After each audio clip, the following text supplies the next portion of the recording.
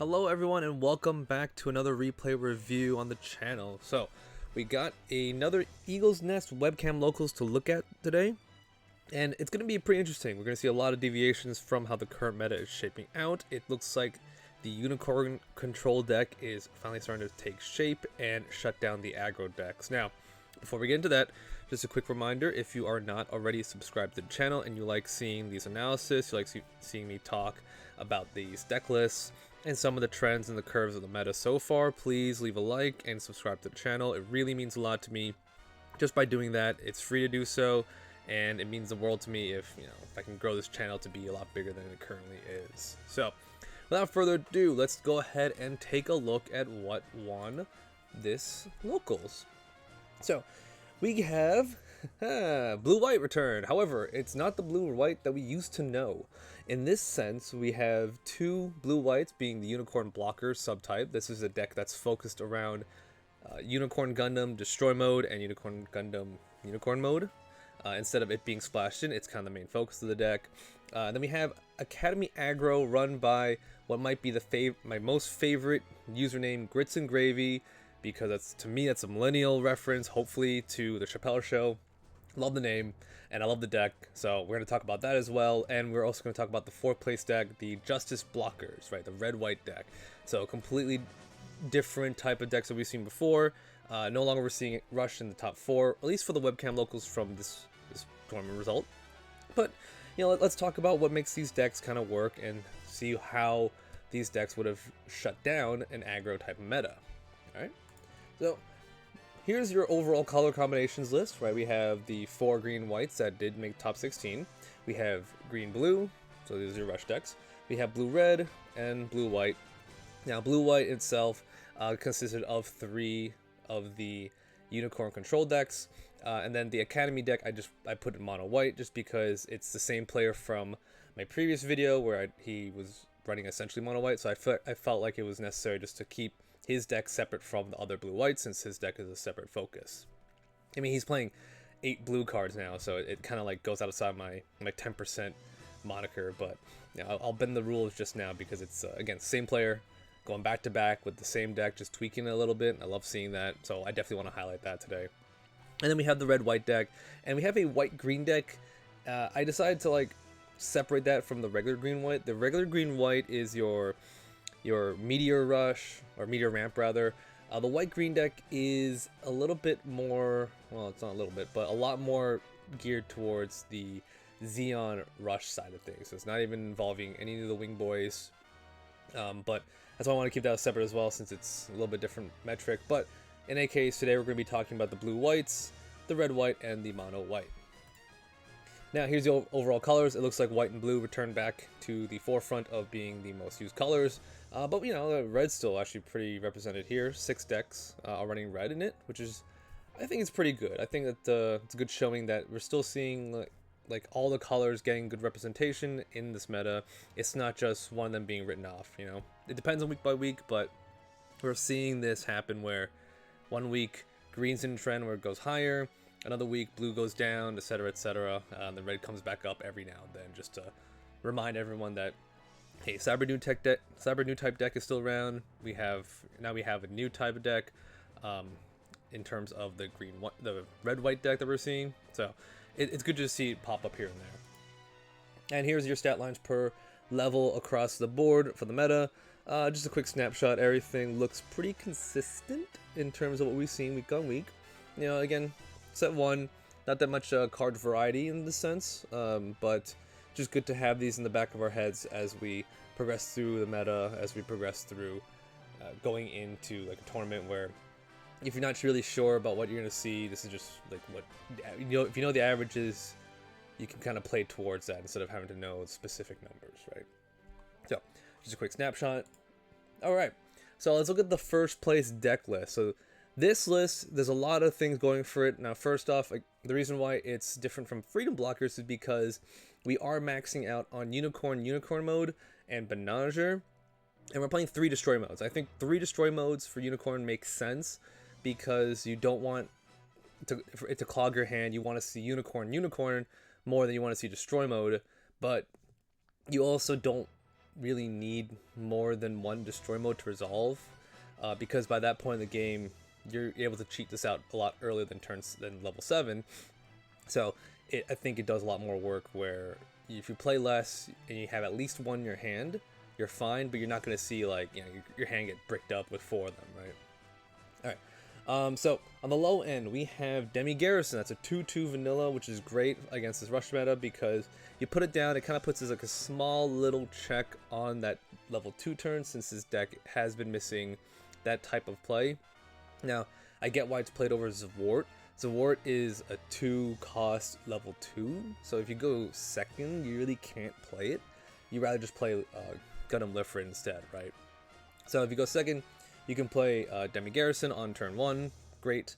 You have a 2/2 that kind of like that might be able to check their offensive rush, and then from there you can put down Lifrit on the next turn, or Rezel, etc., etc. Now, for me, the best part about this deck, aside from the full Unicorn package, is the Sword Strike Gundam. The Sword Strike Gundam is a card I've talked about before. I think it's a fantastic card to stop aggro meta. I think the fact that when you link it with Kira specifically, it becomes a 6/4, which is huge stats for that point in the game. For that level 4, and you get 6/4, you get the on-swing ability, which is -2 AP to something for that battle. So you're gonna just probably destroy something without taking damage, and then you can return a 2 HP or less card on your opponent's field to their hand. So you get to essentially 2-for-1 them, right? Set them back a turn, you're most likely going to send back a 2/2 vanilla, and it's not going to do anything because it's a link. It's not a link card, right? You're sending back a non-link card to the hand, so it slows them down, and this card can single-handedly turn the tide of like that matchup. And all you really got to do is just draw it with Kira, or in this case, 2 Hawk Vendimians, the Mulaflagos. Since it's a generic Earth Alliance trait, Kira and Mu work for that. Aside from that, we have 4 Airstrikes and 1 Freedom, 1 Big Freedom rather. So I think the Airstrike makes sense now. It's a generic 1 paired ability, so you can actually just pair it with Benanger if you have extra Benangers in your hand stuck, or Kira as well. Kira gives the link ability, but Benanger is just a 2/2 pilot, so it becomes a 6/6 blocker, which is huge. And the fact that you can just return enemy unit with 4 or less HP back to their hand, right? So now, for me, this is actually really strong in the sense that 6/6 can do a lot of work. I think about it offensively. Like 6/6 offensively means that you can swing, you can break down any single 0/6 base, and then your opponent has to deal with the 6/6 blocker in case like you don't want to attack with the next turn, right? They kind of are forced to answer that there and then, and even if you don't swing with it, if you just leave it as a blocker in the field, 6/6 is like, it's gonna trade with anything essentially. The only thing that can really stop or go through this is anything that involves Wing Zero and Hero Yui, since those are gonna be like 7/7 or maybe like 9/9, I believe, for the LR. But yeah, I think this guy's a big, a really good turn 5 play, because, as personal opinion, I believe that the best time to play Unicorn Gundam, Unicorn mode, do the whole combo, is actually at level 6, because at level 6, you can pay the 4 to play Unicorn mode, you can link it with Benanger for 5, you swing in, then you can play Destroy mode, destroy Unicorn, return Benanger to your hand, and then with the last remaining resource, link Benanger with Destroy mode. So it's 2 attacks, your opponent, you rest 2 thing on your opponent's side of the field, and essentially Benanger lets you, that's like you draw 2 cards that turn. Even though you have to discard 1 in the whole grand scheme of things, you still end up cycling through your deck pretty well. And I think it's a really strong level 6 turn because this deck doesn't have a level 6 in the deck at all. So if you go level 5 go Airstrike, level 6 Unicorn, and then level 7 you could literally just do it again if you get all the pieces. I think that to me that feels like the best type of play, and it's a really strong turn from there. And then rounding out the list, we have 3 Overflowing Affections, 4 Show Resolves, so I do suspect that's pretty good in terms of having enough draw power. I think 7 cards is fine. One might argue you could probably do like flip the ratios around, you could probably go down on Show Resolve. I think any combination of the 2 is good. I definitely think 3 Overflowing Affections is definitely good. I think anything less might be tough to see the parts early on, but even if you use your turn you're level 4, level 5 to do short resolve. It's not a big deal since, again, to me, the push turn comes at level 6, right? Now you have 2 Corsica bases and white base as well for your base lineup. Corsica base, we're seeing it a lot nowadays. It does spawn the 4/2 token on play, so you know it's good there. And the white base is just there to generate tokens throughout the game as like we call it a mana hole or mana sink in Magic the Gathering. Or you can just use excess resources just to generate little guys just to start swinging with. I think those are both fantastic cards to play. And I think splitting up the ratios makes sense since white base works better when you burst it out. Corsica base works out when you draw it on curve as well. So it has a good aggro momentum from there. And one thing I do want to add, now that I look at Corsica, Sword Strike will bounce the Tall Geese token, effectively removing it from the game. So I find that great to have Sword Strike as a counter to opponents playing Corsica base. So again, too many good things for me to talk about Sword Strike. Love the decks, and like this deck is honestly, I can see this going further in the meta. And then this is a second place deck. A couple differences here. Mainly they're playing GM instead of Demi Garrison, and they're not playing Overflowing Affection. And also they're not playing Big Freedom, right? So they cut out the Big Freedom.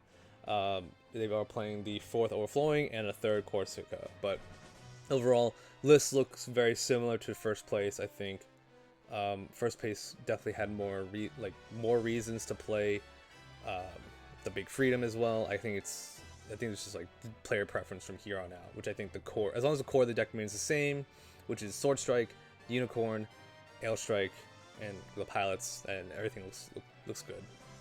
All right, let's get into numbers. So the average units per the deck, 26, 27, depending on the build. We got between 9 or 10 pilots. We have between 8 or 9 commands, 4 to 5 bases, and then we have just a little bit sliver for the command pilots. So at this point, it's gonna be 2 copies for the Mulaflagus. So I think those ratios make a lot of sense. I think you can definitely, depending on your build, depending on what piles you feel comfortable with, definitely dropping that down to 8 sounds good. Then moving those along to commands so you can run a little bit more, like you saw in the first place. I believe they're running, should have been 11 if I'm not mistaken. So it's a lot of commands in that sense, but most of them are just gonna be draw power. So, you know, not a huge deal to commit that many commands in the deck. And then in terms of the average cards per level, we know that the deck does not link on level 3. It's going to start linking at level 4 and level 5 and onwards, right? So you threaten a very strong link turn every turn after 4, which is great because this deck has a lot of momentum to be able to be aggressive. And then because of Unicorn Destroy Mode's ability, you're able to kind of control the field from there, where your opponent would have to answer that, and because it's a huge body, they're going to have to trade at least one link unit into that, which I think is good for you because you didn't really pay anything for it, and you got 2 free swings for the turn it came in. All right, and then for the cost, AP, and HP levels, here we go. We got level 3. It's actually going to be very strong because you have not just Gundam Lifrit for your 4 HP side, you have Reziel on your 4 attack side, so those two kind of balance each other out depending on which matchup you see, or which matchups you're up against. As a player, you can probably make a judgment call by at least that turn to figure out which one you're going to play if you want to start pushing or if you need to start defending early on. Either or, it can't go wrong. Starting at level 4, it's mostly Sword Strike, which on the surface has lower stats, 4/3, but with amazing link ability, right? So don't let that fool you. It's gonna start threatening links again from 4 and onwards, right? Level 5, the same thing, right? The Unicorn, just Unicorn mode, unassuming stats, but pumped up by Bedager, it can really put a lot of damage in. And after that, level 7s, you got the cost is irrelevant when you can bring them out for free, you know? So knowing that, like, this is just a snapshot of as you play the deck or play against the deck, you know that they can either alternate between having a high defensive if they need to stall for a little bit of time, or they can go full aggressive if they have the hand that can push for very clean damage starting on level 3. All right. And one new thing I'm adding to the replay reviews is a list of link units and their in their order of ascending costs. Because I want to know at what time and what turns these threats are going to come in, because this is the only, like, link units as of right now are the only things that can attack the turn they come into play. So I want to know what turn they're going to come into play, what levels I need to be aware of, and what threats they're going to be. Right now we can assume that in this case we know that they're all going to get 2 AP and at least 1 or 2 HP, right? So we know that every single card that links is going to be at least 6 attack. Unicorn Destroy Mode's going to be 7, and then their HP we know that they're going to be most likely 4 or 5, right? And 6 if it's going to be Destroy Mode. But yeah, just knowing this, knowing that at level 4 Sword Strike gets online, Unicorn Mode gets online at level 5. They can play it. Ale Strike's also online in 5. Just knowing that. And then Destroy Mode from there comes online after, like, as soon as you hit level 5, essentially. But you really can't link it on level 5. They have to wait till level 6 to do the proper link. And then level 7 is the freedom, right? So just having these broken out and just looking at it in terms of seeing, like, how many cards per deck, you kind of gauge on, like, what's the most probable way. If you already saw, like, let's say you already saw, like, 2 Destroy Modes get destroyed through bases, then I think they're in a really bad spot. They're probably going to hold on to that last one for dear life. They're going to probably rely on Ale Strike, but you as a player would know that if you're able to see those 2 Destroy Modes go away early, you're having a much safer time towards the mid game. Okay. Yep, just wanted to put that here for reference as well. I like to know, I kind of say it in matches as well, when I'm expecting a link to happen, and I kind of, sometimes knowing what link they can play, if they play it, great. If they don't play it, even better for me, but just keeping an eye on which ones are going to show up. It's good to know. Okay, so now let's talk about the 3rd place deck for Grits and Gravy. I'm kind of bending my rule here again for the mono white labeling, but last time he only played 4 Corsica bases. Now he's playing 4 Siege Ploys, which is great. I'm a huge fan of Siege Ploy. It's been in Rev 2. I think it's a great card. Now this deck, it's very tight. This deck is the whole reason I want to even put the link units metric in, and we'll talk about that in a second. But let's look at this list. There are no LRs in this deck. This deck is the definition of commons and rares, and a pilot who knows what the deck needs to do, and got it to 3rd place on a really big webcam locals. Now, it only has 4 pilots. 8 technically if you count the Iron Fist discipline, but realistically, it's 4 pilots that have a really good effect, which is Suletta, which is going to reactivate your resources every time you attack, or once per turn when you attack with it. All right. The thing about this is that Suletta links with every single card except for Demi Garrison and Choo Choo's Demi Trainer. Choo Choo's Demi Trainer links with Choo Choo, the bottom, which is really strong because that means technically this deck does threaten a link every single turn after level 4, which is strong. Actually, technically level 3 if you think about it with Iron Fist Discipline, based on some of the traits. But this deck is meant to have really cheap guys that are really good statted. For example, Choo Choo's Demi Trainer, 3/1, cost 2. It allows you to filter out so you can discard the extra copies of, the extra Siege Ploys that you don't need.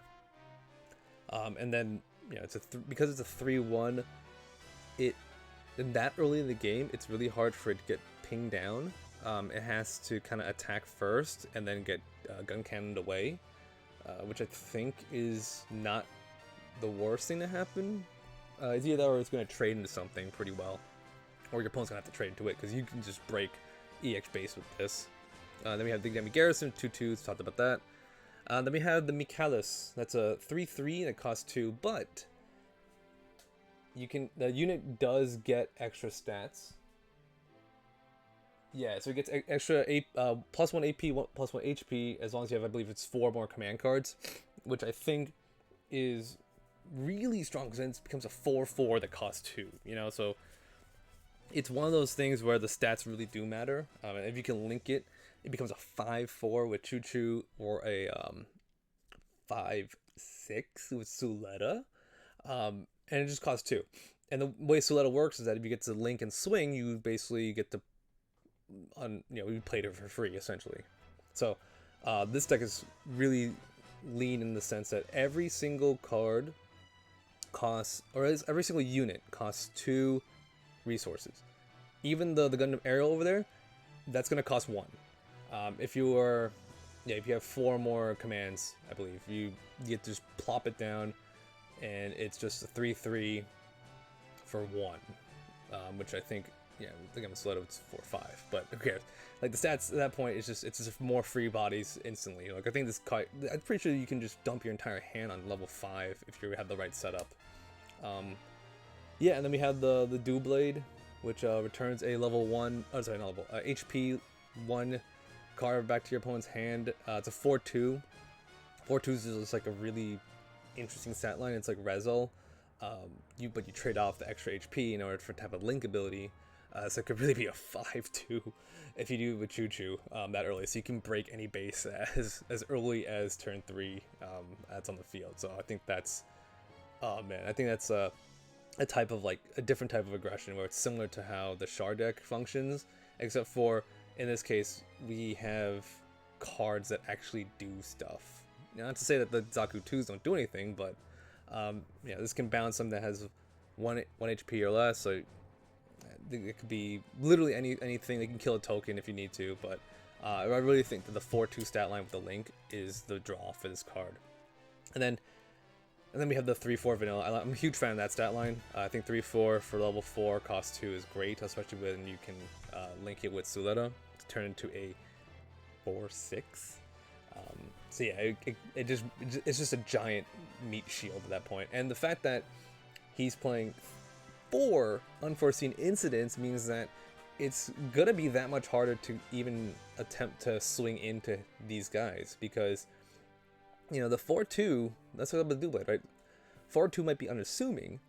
Okay, I'm gonna swing my 2/2 vanilla into it. Yeah, no big deal. Yeah, the unforeseen incident stops that in its tracks. You lose a card, or you lose your 2/2 vanilla. He gets to keep the Dublade, and then it kind of like scales up from there, where we know that the average AP is around 3 for that point in the game. So it's really tough. Like, even hypothetically, even if they had like a Rezo, right, and they only had the Rezo, they had to swing to the Dublade, you can just kill off the Rezo with the unforeseen incident, and you only take 1 damage.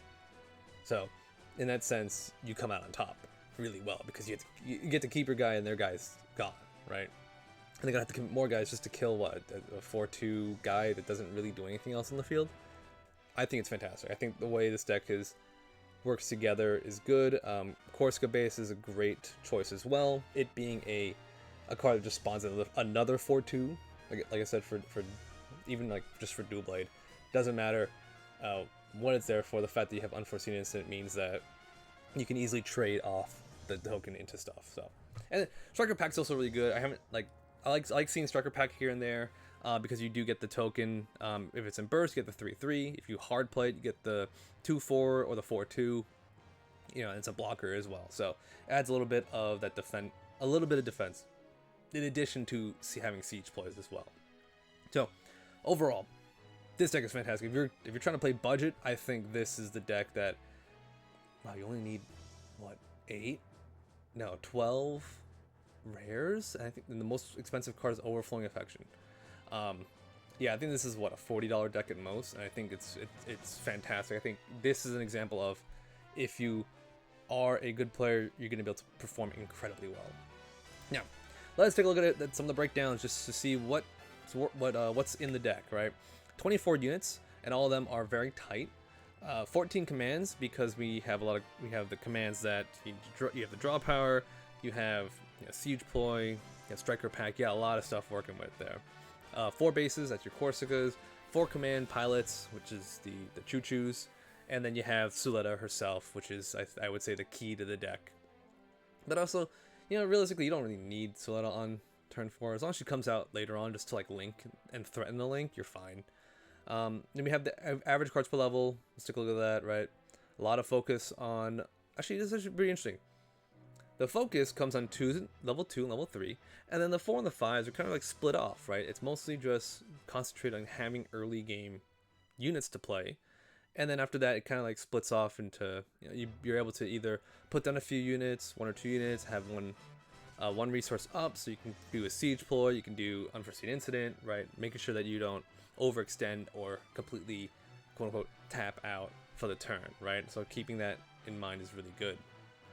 All right, and then in terms of your cost, AP, and HP level breakdown, man, it's so wonky. Just because like your level 3s are stronger than your level 4s, but really your level 4 is just a vanilla. So I find this kind of funny in terms of like for number standpoint, where again you have big guys early on, but then you have like weaker guys but they have higher HP later on, but they're cheap. It's a whole stat line that in theory wouldn't be too assuming to say that this does a lot of work, but when you look at it as a holistic level, it does put a lot of work with the threatening the links. Speaking of links, let's talk about that. All right, so here is, like I said, every single unit except for Demi Garrison is a link unit, which is fantastic because looking at the stat lines, you will see that, let's see, Choo Choo gives +1, and then Suletta gives +1/+2, right? So AP is going to be swinging for 4, mostly 5 with the Darblade, and then HP is going to bounce around between, looking at between 4 on the low end with the Darblade, and then 5 on average with Aerials and Michaelis. And then, actually, I'm sorry, Michaelis technically gets +1/+1 by that point, because the conditions are really easy, so it's really just, it's really a 5. Michaelis is kind of the key card here. It's a 5/6 with the Suletta link, and even a 5/4 with the Choo Choo link. So, man, it's really strong. Yeah, and then like you can see, like Michaelis and Darblade, those two are your base breakers, and then everything else here is just cheap cards. You put it down, you can link it. Theoretically, if you have Gundam Aerial and Sulettas, you can, well, I mean, theoretically, you can kind of play Gundam Aerial, link it, Suletta, swing, untap, do another link. If you have multiple Sulettas in your hand, you kind of can just dump them all in the field that turn. So it's kind of, I really would like to see a recording of Grits and Gravy play, because like this seems like so aggressive. Like you can just hold back on like 3 link units and play them all in the same turn and swing for a huge burst turn. And then of course we can use Siege Boy just to rest their blockers, and then there you go, they can't do anything. So yeah, very fascinating deck, and definitely would be willing to give this deck a try, because again, it's so easy to make, but it's going to come down to who's playing the deck. Alright, and then our last deck that we're going to look today is the 4th place deck list. This is the white-green. It is, as I will call it in my head, the Atherin X Kigali deck, because the deck focuses around mostly their units. We have Strike Rouge, Kigali there, then we have Atherin, Aegis Gundam, and Justice Gundam on the side, and then Suletta's around. She's there with the Aerial Rebuild and Penment Strike. So this deck is very unorthodox. We have a lot of early game blockers. We have Strike Rouge that can link off with Kigali to give itself a blocker, but it can also activate a blocker itself, or any other card that Kigali gives. For example, Kigali can pair with the 2 Gundam Aerials, because the 2 Gundam Aerials have a when paired ability, so it's very generic, which means that you'll get the abilities for those, and they turn into blockers as well. Strike Rouge will be able to then act as another Archangel to reactivate those cards, so you can be very aggressive with them, and then have them back up to defend the next turns. And because there are when paired abilities, they don't really have any future value on the field except to be a blocker, which is fine, because it means you don't have to commit to like letting the card stay alive, right? In terms of like value of the card in the field, once it does its job, it's there to exist now as a blocker, and you get the bonus of either the -3 AP to something or getting back a command. In this case, the command you can get back is either the Striker Pack, the Battle of Aces, or the Overflowing Affection. I think personally it might be the Battle of Striker Pack. Get more guys, get more just have cards to put down the field, have a board to swing in. And also Striker Pack works where Archangel and Strike Rouge can resend the token if needed. So you can go for the 2/4 token, the 4/2, depending on which ones meet your fancy. And then Atherin's here as your offensive. Mostly the Aegis Gundam MA mode is probably the best card to link him with, aside from Justice. Justice can go for a double attack with the 00 Phantom token. But Aegis Gundam here, it's going to be a 4/6 breacher. So it's, by that turn, it's going to be able to break something. And Atherin lets it swing at something that's active, right? So I think it's a really good there. And then Soletas are there just to have the link ability with, or link capacity with the Gundam aerials. Yeah, and also, your Ale Strikes here, so all of them get paired. I mean, well, I guess you would really just want to have Ale Strike pair with Suleta. It's the objectively better of the three because it'll actually do something. Yeah, and it turns into a 5/6, which is a pretty good stat line. Now, in terms of bases, we have Ralua and Archangel. Archangel makes sense. Pairs, like I said, it just pairs the Strike Rouge well to have multiple guys to reactivate your blockers. Ralua deals 1 damage. It's one of the few bases that does something when it comes out of the burst on your opponent's turn. So you can ping something for 1 damage. I'm sure there's going to be instances where you get the Ralua base burst, you ping something for 1, it's unassuming, and then you're able to follow it up with Action Step Battle of Aces, right? I think that might have happened, but I think it's also like that it does enable Battle of Aces very well, where you can cleanly clear anything that has 4 HP, and you kind of like just have it be an unassuming 1 point of damage on them, right? Yeah, so from here, let's take a look at some of the breakdowns, right? 25 units on the deck, 11 pilots, 9 commands, and 5 bases, right? So I think this type of ratio is very common for what we're going to see in terms of decks that are playing 11 pilots. I feel like I've seen this ratio multiple times already, not just from this review, but from other ones. And I think it makes sense, like, because you're playing a lot of pilots, you're playing a lot of link potential. You don't need to go super heavy on the units. You want quality units that you're going to link with. So you can, again, threaten link every single turn starting turn 4. In this case, turn 3. Yeah, and then average cards per level. We see the concentration around the level 3s. We got Lifrit, we got Strike Rouge, we have Kigali as well. So those all help work together. Oh, actually, no, you can't do Kigali on level 3. It has to be only at level 4. Oh, okay, well, there you go. Well, then you can link it, swing with it, reactivate it from 1. So it's kind of works out better on level 4 anyway. But yeah, so the deck centers around just having, just stalling out the game, trying to get level 4. Level 4, you start putting down your blockers, or go aggressive with Atherin, and then from there you're able to just put down big guy to big guy and have a good sense of have big guy, link it, swing, reactivate it. I think in this deck, Strike Rouge is the key to victory, in the sense that it's going to help mitigate the field a lot during this time, just to counteract the rush, Then yeah, here's your HP, AP, cost breakdowns. Yeah, overall, it's because we're seeing the usual suspects for white, Lifrit, Sword. Those numbers are always going to be there, along with Ale Strike, right? So just knowing that the level 4 slot is again unassuming because we have the link potential with Atherin and MA mode, right? So that's become a 4/6 really, and that's really going to push for a lot of damage. And then here are your link units and what turns they come into play, which is pretty much almost every card in the deck except for the first 2 cards that are played on, as your usual blockers. So yeah, everything here runs very well in the sense that, you can put them down and start just linking, or not even linking, you just pair. You just pair with the Gundam aerials, and you're still coming out on top, as long as it's the turn after, of course. All right, so there is one honorable mention. There was a blue-green deck that I wanted to show off. It is a combination of Federation, Rush, and Wu Fei. So I think this one's pretty interesting. The fact that the deck took out Char, essentially, but heavier on the Earth Federation side with the Gun Cannon, GM, Gun Tank, Rezel, and the Jagan cores. and then put in 4 Wu Fei, 4 Shenlong, and then 2 of the what uncommon Shenlong. Yeah, I think this is a pretty interesting list just to like see like this desk did make it into top 16, and I wanted to highlight that. You know, you can literally just at this point, if someone said yeah they were a fan of Shenlong, they play this deck, I believe it.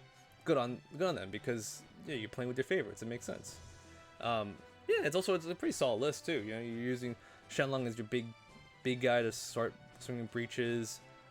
As early as turn 4, you're probably gonna take no damage, and they're gonna be like minimum 6 damage, so you're able to puncture through any unit that really holds you back. So, just want to show this off before I end the video.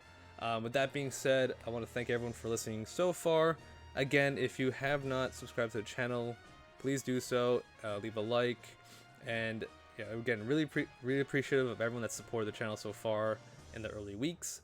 I definitely want to keep trying to do more replay reviews as long as I have the data to keep talking about and see where the meta is located. I'm very excited that the fact that we're not in the stale meta, we're starting to evolve, and this, you know, the Eagles Nest webcam locals are the best place for me to like just see like creative deck lists, because those are the ones that will break the meta. They will find a way to remove the iron wall that exists, and you know, be able to top bigger events as we go on. But with that being said, thank you everyone for listening, and I'll see you in the next one.